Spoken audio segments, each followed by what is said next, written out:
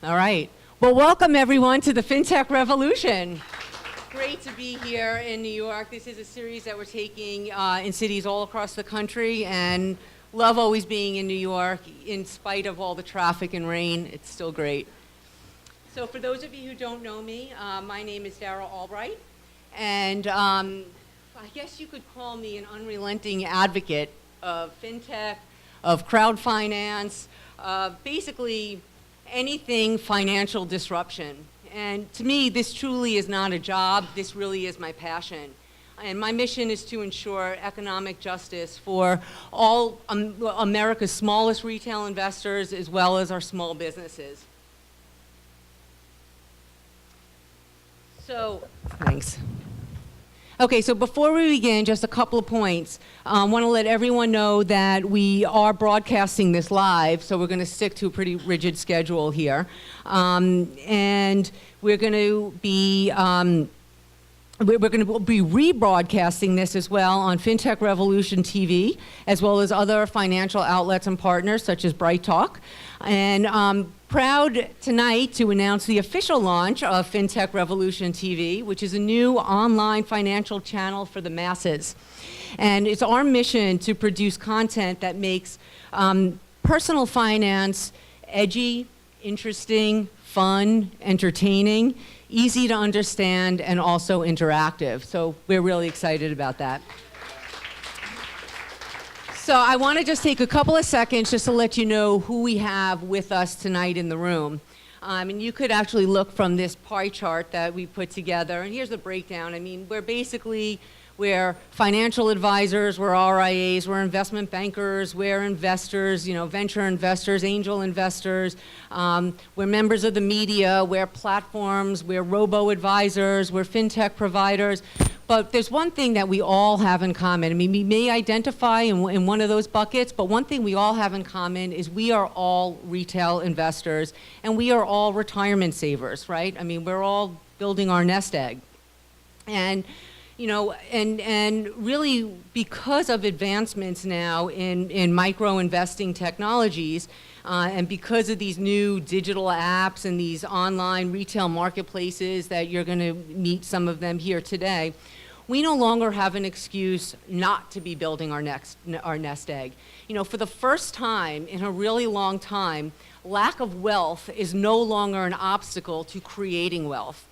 And what you're going to learn here tonight is that for the cost of basically your weekly Starbucks tab, you know, you could be building your retirement portfolio, and you could be building it with the same types of alternative asset products, the same types of higher yielding alternative asset products that for a long time have really only been available to our institutions and our most wealthy investors, and that's no longer the case. So the other thing that we also have in common here is that each and every one of us in this room recognize that we are in the midst of a FinTech revolution, or worldwide FinTech revolution. And it is changing everything about the way we invest, the way we raise capital, the way we borrow, the way we lend, the way we pay for goods and services, the way we save for retirement.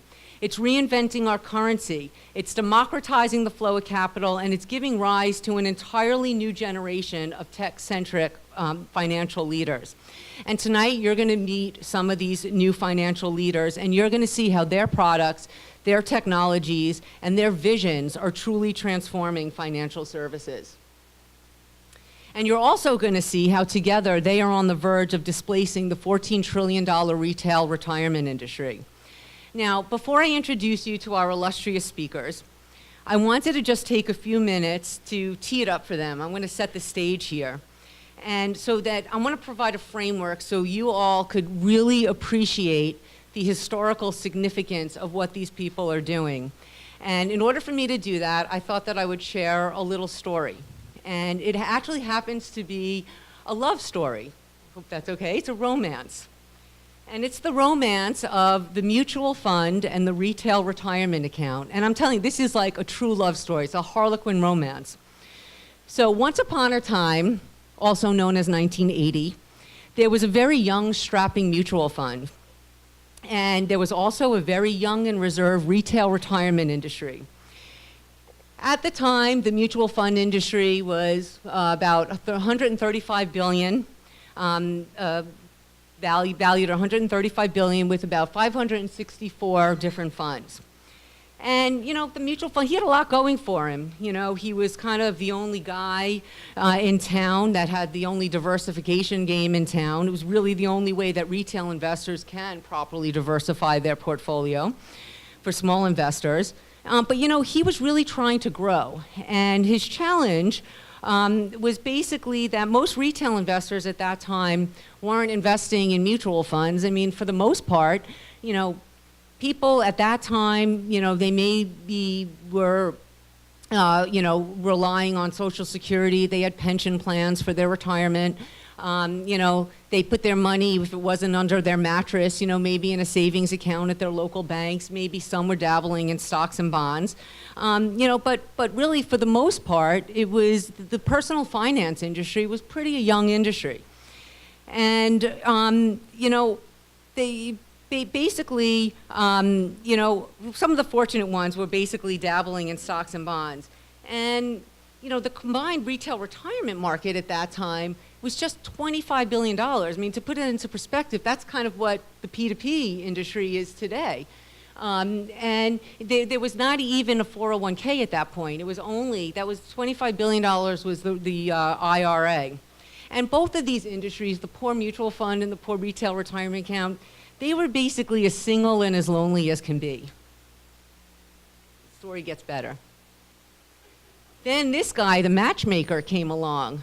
His name is President Reagan.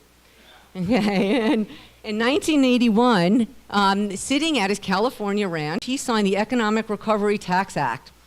So he not only made this love connection, this was truly a defining moment in American financial history. This legislation made the IRA universal by essentially raising the tax-deductible contribution to $2,000 for all working taxpayers, regardless of whether or not you had an employer plan. And it also, out of this time, was born actually out of a mistake or a tax loophole. The 401k was born. So suddenly, that very shy, young retirement industry, the retail retirement industry, starts to look very, very attractive to the dapper mutual fund industry. So he started courting her. Some say he even started stalking her. Next thing we know, the mutual fund and combined retail retirement industries, it was after a lot of fancy dinners and sweet talk. The retail retirement industry was hooked. And next thing we know, they marry and they balloon into multi-trillion-dollar industries. Now today, the mutual fund industry is valued at over $15 trillion, and there's over 9,500 funds. The combined retail retirement industry is valued at $14 trillion. This legislative change, but it wasn't only the legislation, it was along with some very significant things that were happening, advancements and improvements in technologies, as well as shifts in investing ideologies, much like we're seeing today, and we're going to talk about that soon. But these forces came together and dislocated America's entire retirement infrastructure. And it simultaneously created the most remarkable asset distribution channel in the history of finance until today. Okay, so this kind of just shows you that just some of the things that happened in the 1980s that are also happening today. So, you know, basically in the 80s, you saw the discount brokerage industry. They were investing heavily into technology, really to make retail investing cheaper and easier. At the same time, what we're seeing today, we're seeing these digital apps and we're seeing these marketplace finance platforms that are investing heavily in technology to make alternative investing simpler and cheaper for retail investors. And what we're seeing, what we saw back then that we're seeing now is this significant asset shift. Back then, assets were moving, you know, from maybe the savings account or the or you know, individual stocks and bonds into mutual funds. You know, now we're seeing those same assets move from mutual funds into this whole new alternative asset universe. And it's more and more they're shifting into the alternative asset universe. And it's, remarkable if you kind of look back to see the parallels of the forces that happened then to what's happening now. When really what's happening is history is repeating itself. And this time, it's not with the mutual fund and the 401k, but this time it's with the marriage of a whole new generation of, let's call them, non-exchange traded alternative mutual funds, and a new modernized high-tech retail retirement vehicle. And this new union is going to have monumental implications on the financial services industry. And it's being driven by a number of factors, but most importantly, there's a quest for yield. I mean, people want better investment products that are more conducive to today's investing strategies. They want higher yield, they're chasing yield. We also have new legislation that's broadening access to more individuals, and we're seeing tremendous advancements in FinTech, particularly in micro-investing technologies. And we're seeing, even most importantly, we're seeing a new mindset of the investor. They want more control, especially millennials. We're seeing great transfer of wealth from boomers down to millennials, and they have a whole different way of engaging with their investments. None of this is new, the move to alternatives. I mean, the institutions and the smart money has been really flocking here for years. And this, the reason why is simple. I mean, this is exactly where the yield lives. But, now we're seeing that these alternative products, these, private debt products, private equity products, are finally making themselves available to retail investors through technology and also through legislation. Brian Korn is going to talk a little bit about that, and as well as Mark Rockefeller a little later on today. But what we're seeing now, these pieces of legislation are actually empowering micro investors, and it's broadening access to a greater number of retail investors, especially Reg A Plus that we're going to talk about significantly here. Most people looked at Reg A Plus when it was signed into law as part of the Jobs Act as a way of facilitating small business capital formation. But the implications for Reg A Plus and the uses, is just far exceeds that. So the merger, what we have here is this merger of technology and a legislation. Some people call that FinTech and then RegTech. And what it's doing is creating this new universe of alternative investment products for the masses, new retail alternative investment products that people now call alt-tech. And the retail industry is hungry for it. Now, there are some challenges. Now, despite the growing demand for alternative assets, the vast majority of retirement assets remain disturbingly under-diversified in traditional IRAs and in employer-sponsored defined contribution plans. Why? Well, as you're going to learn here tonight from Todd Yancey and from Jim Jones, retail investors do not invest with the money that they have sitting in their checking and savings accounts. That's not how they, the retail investors for the most part invest with their retirement dollars. That's what they're comfortable doing, that's what they're used to doing. Now, in order to invest in this new alternative universe and use your retirement dollars, you can't use a traditional IRA. The traditional brokerage IRA just won't work. You need to, first of all, regulatorily, you need to have what's called a self-directed IRA in order to do this. And there's also a lot of problems with FINRA compliance and especially the new DOL fiduciary rule that is going to absolutely make the brokerage IRA just not even ever able to, I think, compete in this space. But the problem was that until recently, the self-directed IRA industry just didn't have the technology to integrate with digital marketplaces and these investing apps. That is changing too, because you can't have, you can't basically use old technology, 1970s technology, to distribute and custody assets that are being created and accessed with now 2016 technology. And that is all changing that you're going to learn here tonight. So that's really what's starting to unfold.